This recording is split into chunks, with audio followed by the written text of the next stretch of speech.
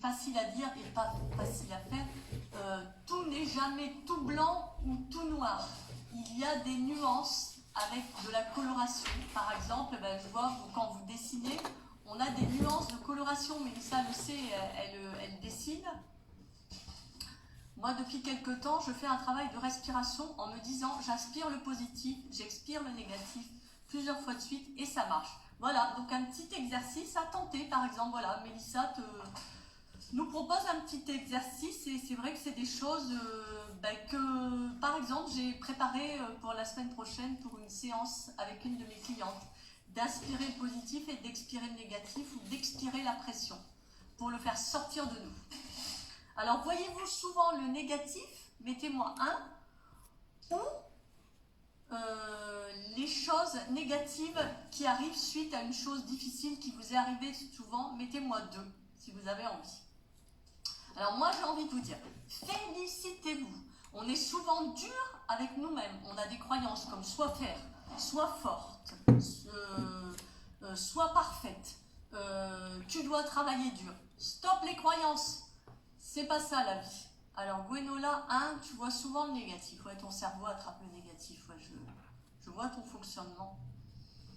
Et je pense qu'un jour, ce serait vraiment bien que je t'accompagne ou une autre coach pour un peu travailler sur toutes ces choses-là et te faire switcher sur tout ça, switcher d'une autre façon et mettre d'autres croyances à la place. Donc c'est vrai qu'on a ces croyances, sois forte, allez vas-y, fonce, c'est pas grave, ça ira. Mais si l'essentiel c'est nous, c'est vous la personne la plus importante de votre vie, c'est vous avec votre corps qui avancez et qui faites tout ce que vous pouvez faire pour les autres. Donc il y a bien des moments où vous avez accompli de belles choses et dont vous pouvez être fier. Comme Gwenola, tu peux être fier d'accomplir cette école à la maison. Donc des petites choses et dites-vous bravo. Dis-toi bravo Gwenola pour ça.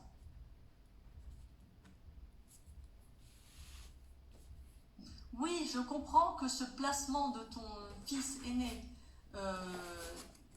t'a fait te descendre, vous êtes fait descendre, mais maintenant c'est fini. Ça a été une épreuve que vous avez eu à vivre, ça fait partie du processus. Le processus est parfois très dur, mais on doit.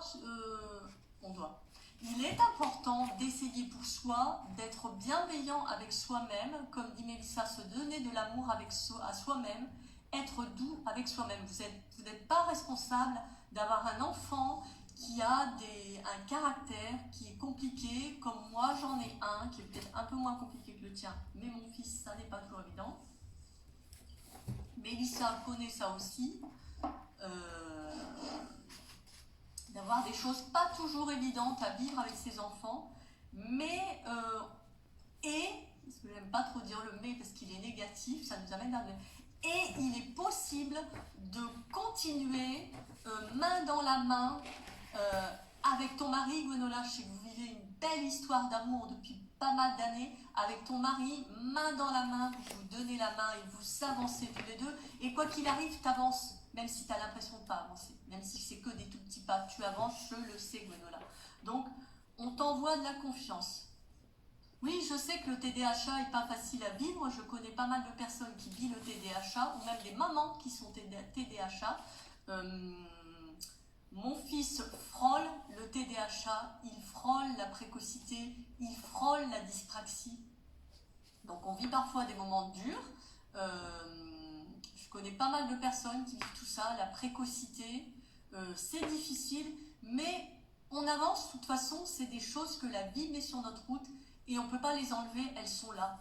Donc je compatis, je comprends que c'est dur, je connais beaucoup de personnes qui vivent ça. Je vis aussi des choses parfois difficiles avec mon fils ou avec l'adolescence de ma fille qui n'est pas TDAH, qui n'a aucun trouble, mais qui a un caractère assez affirmé. On a des choses à vivre avec nos enfants et nos enfants nous élèvent et nous montrent et nous font travailler certaines choses, la patience, la confiance, nos capacités à surpasser toutes ces choses dans notre vie.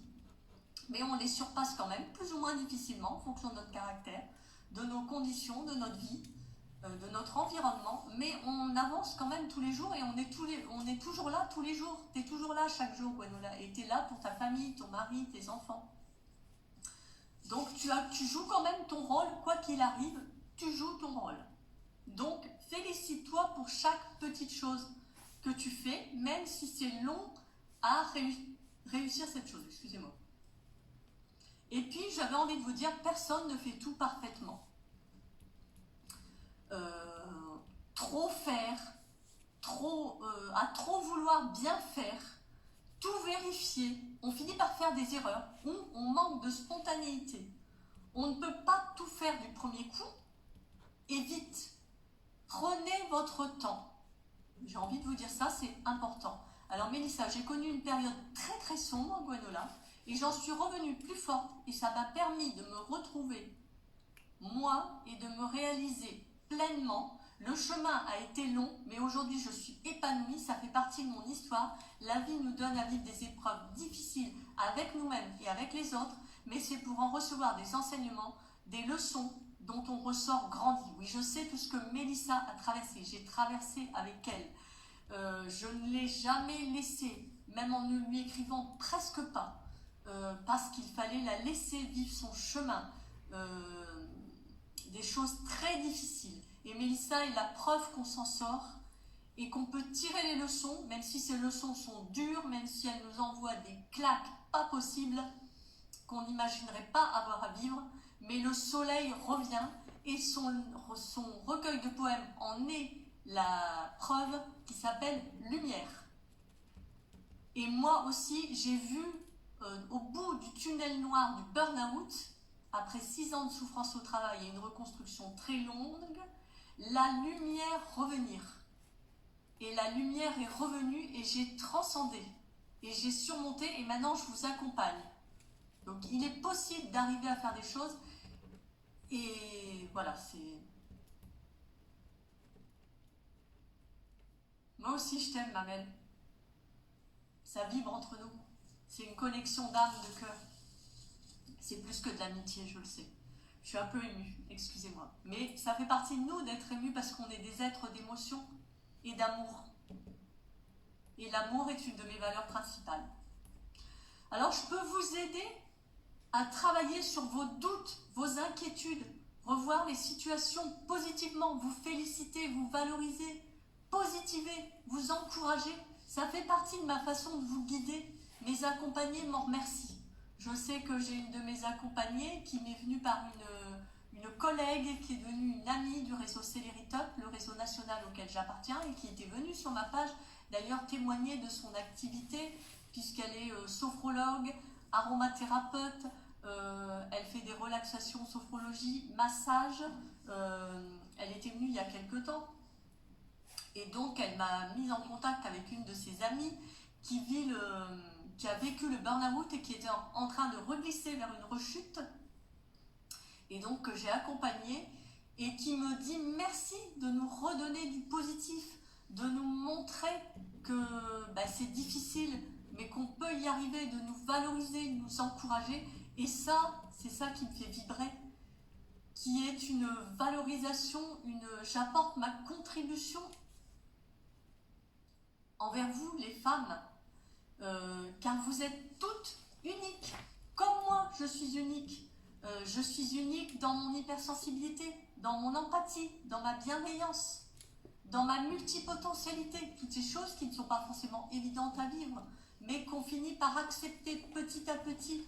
J'ai envie de vous apporter ma contribution, mon aide, car vous méritez le meilleur.